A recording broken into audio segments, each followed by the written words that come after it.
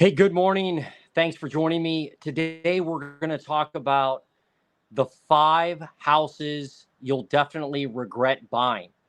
Yeah, as we add more inventory to the housing market, more opportunities pop up for buyers, but you still have to be really careful about what types of homes you buy. Because if you buy the wrong one, you're obviously can be in a world of hurt as you go through home ownership. So here are my top 5 homes that you should definitely avoid buying or you may regret it. Number one is a floodplain home. Any home that's in a floodplain, and I linked the FEMA map in my description below. But any home that's in a floodplain, you should definitely avoid buying. One, it costs a lot more to insure the home in most situations, and number two, you just want to avoid having a flood in your home. So that's my first one: is avoid buying a home in a floodplain. Number two, the location. If you buy a home in a bad location, let's say a home that where you really don't like the location, or you maybe don't like the neighborhood, you don't like the style of the neighborhood, maybe you don't like the neighbors, maybe it's too close to people or too far from people. Whatever it is, you can't pick up the home and move it, unless it's a mobile home, I suppose. But in most situations, you can't pick up a home and move it. So I would definitely avoid buying a home where you don't like the location. I have represented clients before that end up buying a home that, despite their best judgment, decide, you know what? I like the home. I like the cosmetics. I like the new floors. I like the stainless steel appliances, the granite counters.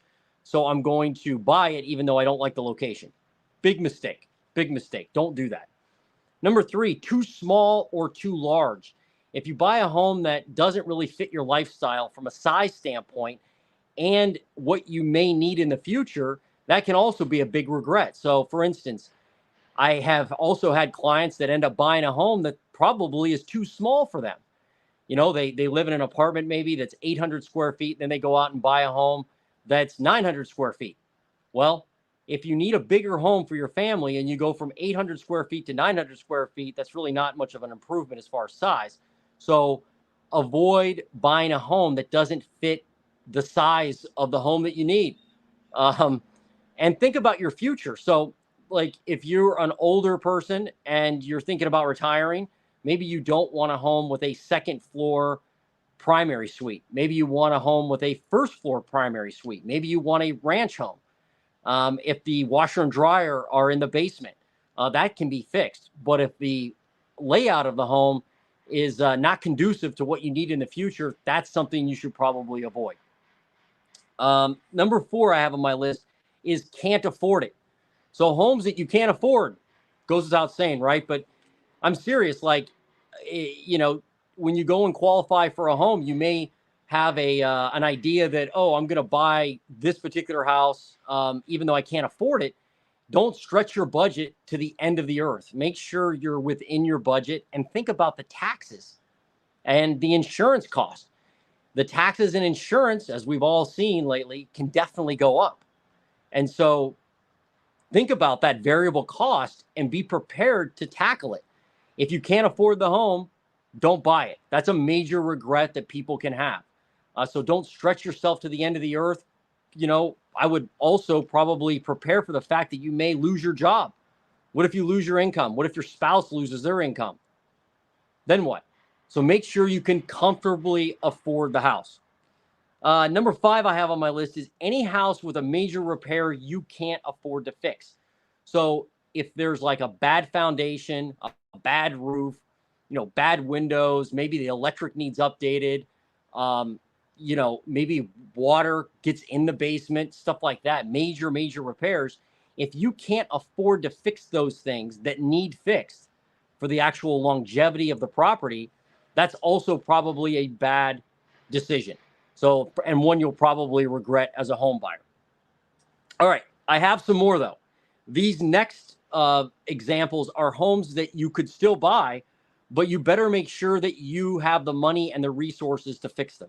So the number one I just mentioned again was bad foundations. If you can actually buy a house with a foundation that's needs help, right? Maybe the basement walls caved in, maybe the floor joists need work, maybe the house is not structurally sound. That doesn't mean you can't buy the house. It just means if you buy the house, be prepared to fix that item. So make sure you can fix it. Water issues and grading. Water is a killer on properties. So if the gutters aren't repaired right, if the drainage isn't right around the property, if the grading isn't right and water, builds up against the foundation, you can still buy a home. I'm not saying avoid those homes. I'm saying make sure you can pay to have those things fixed.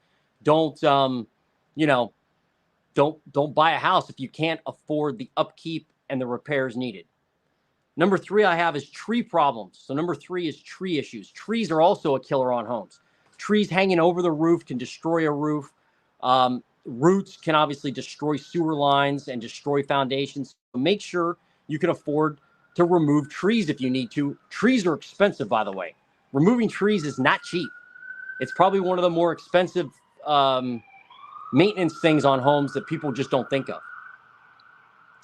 Number 4 I have is flipped homes. So unlike other people, I say you can still buy a flip home. I flip homes. People buy my homes. But make sure you can inspect the home for everything that's been done to the home. So if the plumbing was upgraded, make sure that you can inspect that plumbing. Make sure you can inspect the electric. Make sure you can inspect the foundation. So buy a flip home. That's fine. Make sure you can have it inspected.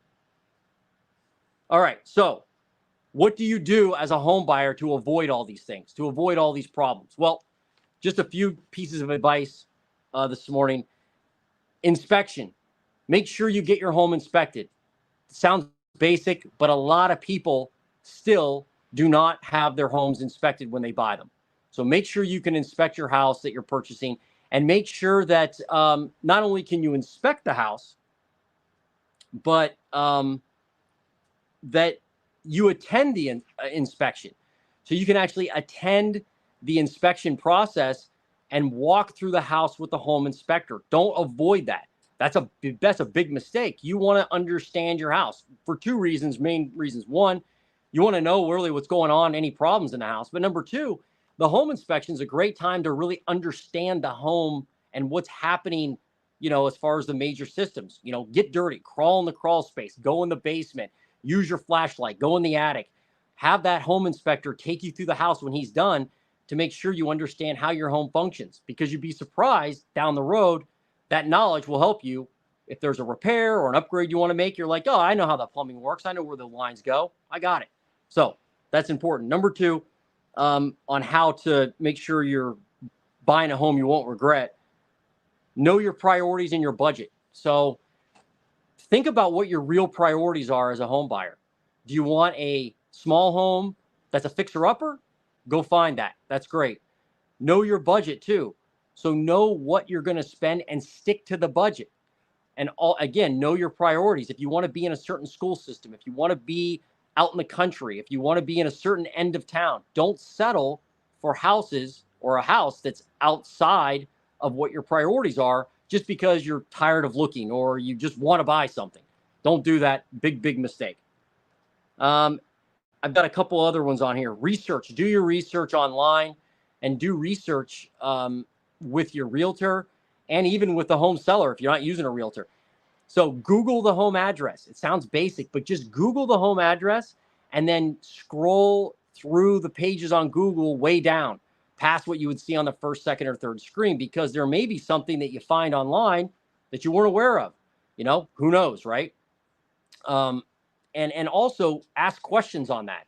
So don't be afraid to ask every question you can think of about the property that you want to know. If the electric was just upgraded, they say in the description, figure out exactly what was done to the electric and who did the work. There's nothing wrong with asking those questions. So you can use your realtor. You can ask the seller directly if you're not dealing with a realtor, like I said, but make sure you ask questions. And then finally, be ready to walk. I mean, you have to kind of have a mentality when you're buying a home, in my opinion, that if this house doesn't check your boxes, if there's a major problem, if there's something that I had on my list, my first list, that you have to avoid, like a flood home or a house that won't fit your future, or a house that's in the wrong location. Be ready to walk. So don't go looking at homes saying, I hope I fall in love with this home. No, go to homes, look at them, and be ready to walk if they don't meet your needs. Don't be afraid to walk. Don't be afraid to kill the deal if it's not checking the boxes. So those are my pieces of advice on avoiding a home that you may regret in the future. But I'd like to know from you, what pieces of advice do you have? How would you give homeowners advice on what to buy and what not to buy, and what to watch out for so they don't regret a home buying purchase? I mean, the last thing in the world you want is to spend a ton of money, hundreds of thousands of dollars, on a home that you're not going to like in a year. Now, you're not psychic, but I think these tips I gave you today could probably help you if you're out there looking for a house, because I don't want anybody out there buying a house that they don't like, and they regret, in the coming years. So anyway, thanks for the time today. That's my daily housing crash update. Not much of a housing crash update, I suppose, except the fact that there are more homes out there, and there will continue to be more inventory put on the market, but doesn't mean you have to settle for a lemon. So do your homework, ask questions, and make it a great day. We'll see you tomorrow morning on my next daily housing crash update. I'm out.